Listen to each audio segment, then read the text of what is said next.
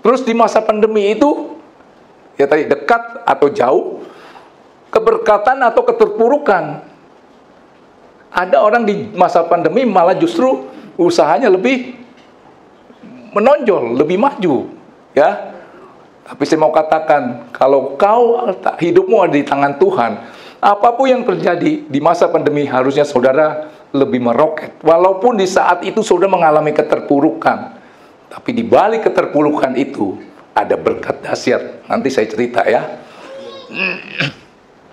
Nah, semua itu tergantung cara pandang. Cara pandang, mindset, pola pikir menentukan kesuksesan seseorang. Akhirnya saya simpulkan dengan pembukaan saya ini, mengubah cara pandang, pola pikir terhadap masalah adalah lebih baik daripada mengubah situasi atau keadaan. Setuju nggak? Mengubah cara berpikirmu itu lebih baik daripada mengubah keadaan atau situasi. Maunya saudara kan lebih baik gitu kan? Dengan apa yang saya mau sampaikan, mengubah cara pikirmu, mindsetmu itu lebih baik daripada mengubah keadaan atau situasi. Keadaan nggak berubah, dia tetap mengalami, ada hal-hal yang tidak baik, tapi dengan mindset yang berubah, masalah jadi berkat. Asal saudara tahu kuncinya ya. Oke. 10 pengintai itu bicara mayoritas, dia bersungut karena punya pikiran negatif. Jadi jauhkan pikiran-pikiran negatif. Ya. Kan saya sering katakan, begitu bangun tidur, begitu melek nih, belum turun dari ranjang, coba saudara terapi. Apa yang saya sampaikan? 60 detik pertama, saudara pikirkan hal-hal yang positif. Walaupun yang saudara hadapin itu mungkin negatif. Cobain dah. 60 detik pertama begitu melek, ya ingat janji Tuhan, perkatakan Tuhan itu besar, Tuhan itu dahsyat, janji-janji Tuhan saudara ucapkan 60 detik. Setelah 60 detik saudara mau ngomel terserah deh. Tapi udah disetat dengan 60 detik pertama. Kenapa di saat bangun tidur? Karena di saat bangun tidur itu, ini kamu masih apa ya? Hening, masih fresh, kertasnya masih putih. Daripada nanti dicoret dengan kebencian, kepahitan begitu bangun tidur.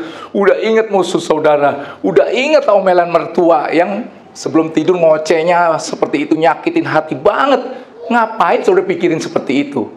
Pikirkan yang bagus-bagus. Ya, saudara lihatlah, hidupmu pasti berubah. Mau ya? Nah, mengubah cara berpikir dengan cara begitu saudara melek, belum turun dari ranjang, pikirkan yang bagus-bagus 60 detik. Mau kasih timer, terserah. Nah, saking saudara itu menikmati, tanpa disadari, saudara bisa sampai 5 menit, 10 menit. Cerita tentang Tuhan yang baik, janji-janji Tuhan. Cobain deh. Karena ini saya udah praktekin. Dulu kalau saya bangun tidur, saya ambil handphone. Dengan alasan saya mau cari-cari yang rohani-rohani. Tapi kebablasan, dia kan lewat-lewat. Wih, apaan nih? Sekarang saya udah, sejak saya sampaikan tentang 60 detik pertama, saudara harus pikirkan Tuhan. Karena prioritas saudara ditentukan dengan ketika saudara bangun tidur, kepikirannya apa. Kalau kepikirannya benci, ya berarti prioritasmu adalah benci dan mau balas dendam. Tapi kepikiran saudara adalah pekerjaan, kesibukan, yang saudara sedang lagi ya stres, bagaimana yang atasinya? Kepikirannya itu berarti prioritasmu itu adalah pekerjaan. Saudara masih ingat tadi barusan, saudara cari Tuhan itu cari wajahnya. Berkat materi itu hanya akibat. Akibat saudara dekat dengan sang sumber. Berbahagialah orang yang berbahagia. Bergembiralah karena Tuhan, maka harusnya dipantang terus di sini Mazmur 37 ayat 4. Ini harusnya jadi pegangan saudara, ya. Terus kenapa 10 pengintai? Ini mayoritas ya. Saya nggak tahu saudara kebanyakan seperti itu nggak. Bersungut karena selalu berpikir negatif, selalu melihat fakta, ya, kenyataan saat ini. Padahal janji Tuhan tuh nggak seperti itu. Di antara mimpi dengan kenyataan itu ada jembatan yang namanya iman. Saudara harus melihatnya dengan iman. Tangkap ini.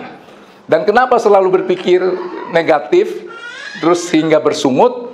Karena logikanya di atas iman. Apa-apa ditakarnya dengan logika. Hitung-hitungannya. Hitungan kita mah 5 kali 5 berapa? 25. Tapi kalau Tuhan bilang 30, saudara bagaimana? Saudara mau percaya apa enggak? Enggak bisa iman itu ya dihitung dengan logika. Bukan nggak masuk di logika, dia melampaui logika. Tuhan mau jelasin ke kamu yang otakmu, pikiranmu tuh segelas ini, segelas aqua. Sedangkan hikmat Tuhan, pikiran Tuhan seperti samudra luasnya. Dia mau masukin ke sini, ya nggak bisa. Tangkap ini ya. Kenapa 10 pengintai itu kerjanya bersungut? Karena punya pikiran negatif. Kenapa punya pikiran negatif? Selalu melihat fakta nyata yang saat ini. Tidak melihat di balik, maksudnya gini, melihatnya di saat ini.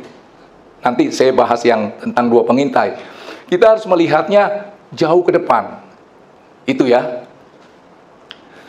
Dan 10 pengintai ini mayoritas ya, kebanyakan tidak suka proses. Nggak mau memikul salib, maunya langsung. Ini. Jadi nanti kerjaan orang itu adalah curigaan terus sama Tuhan. Ngadepin ini, padahal Tuhan lagi mau melambungkan saudara tinggi-tinggi nih ya. Saudara direndahkan, karena ada firman yang berkata, rendahkanlah dirimu di bawah tangan Tuhan yang kuat, supaya kamu ditinggikan pada waktunya.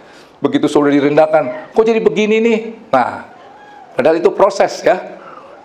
Tidak suka prosesnya, tidak suka dengan prosesnya Tuhan, istilahnya padang gurun.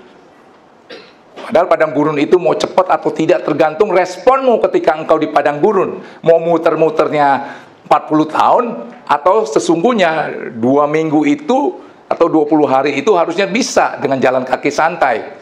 Kenapa jadi muter-muter? Sudah tahu kan bangsa Israel jadi muter sampai 40 tahun. Dosa yang terbesarnya apa? Apa? Ento. Bersungut. Tanpa kita sadari, bersungut itu dosa yang besar.